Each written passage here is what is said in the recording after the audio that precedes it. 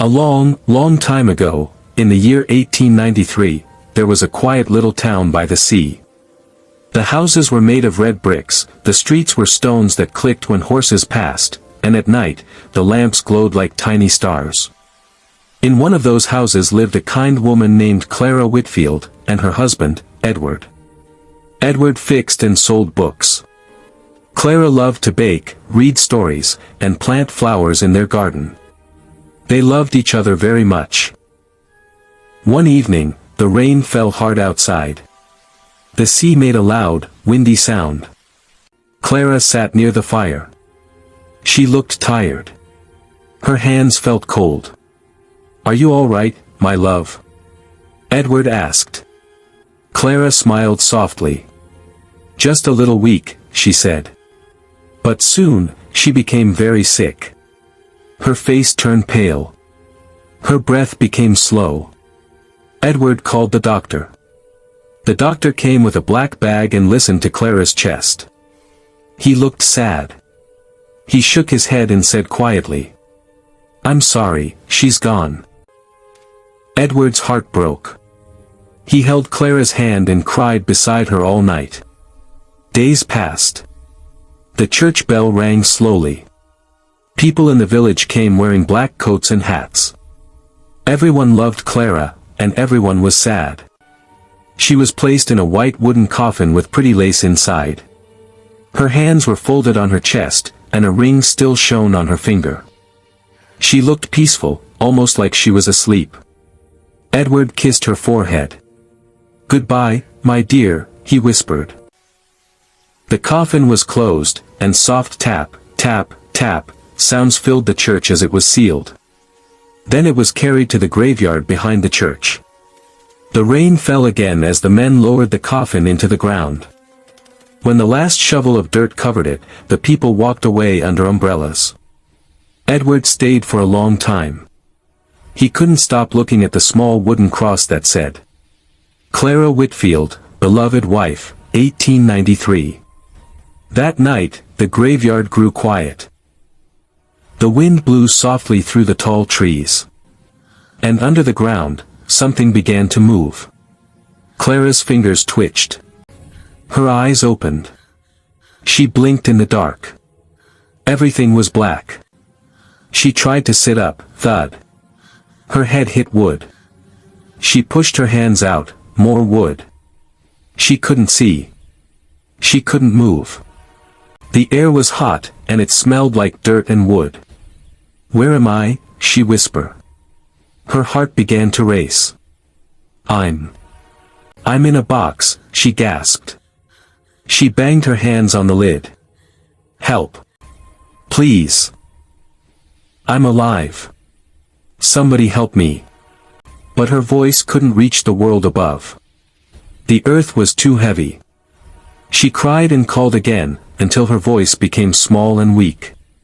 Just before morning, the grave keeper, Mr. Bowen, walked through the graveyard with a lantern. He was an old man with gray hair and a kind heart. He checked the graves after every storm, to make sure nothing was broken. When he passed Clara's grave, he stopped. He thought he heard something. Thump, thump. He froze. Was it his imagination? Then again, thump.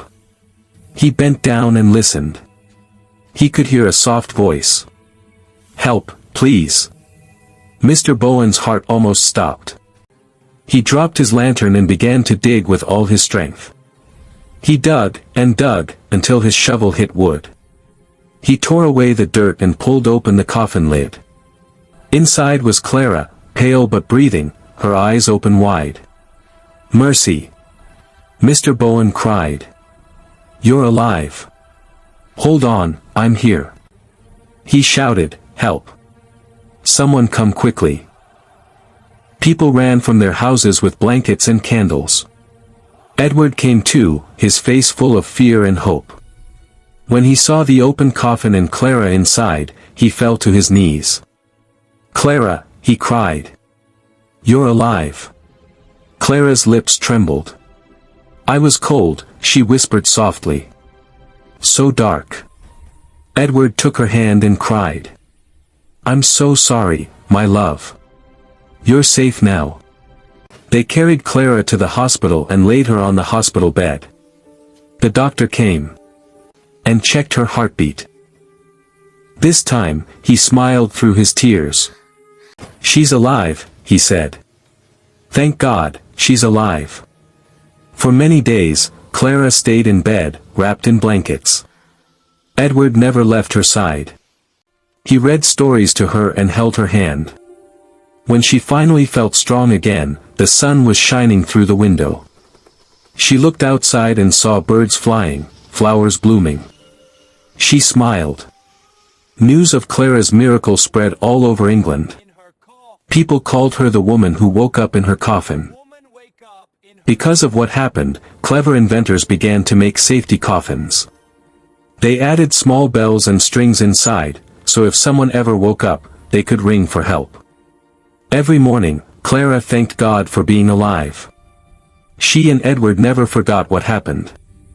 Sometimes, when the church bells rang, Clara would stop and listen. "The bells saved me," she would say softly. "It reminds me to be thankful for every breath." In the garden, she planted white lilies.